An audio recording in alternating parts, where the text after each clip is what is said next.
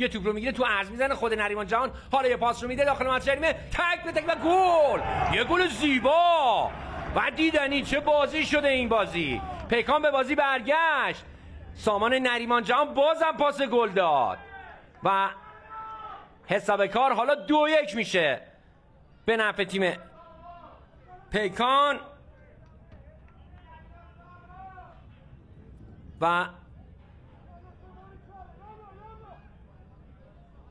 اختلاف به 1 گل میرسه.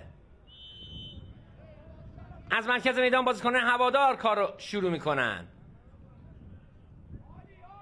3 گل قشنگ دیدنی و تاکتیک. مالک توپو حفظ میکنه اونجا.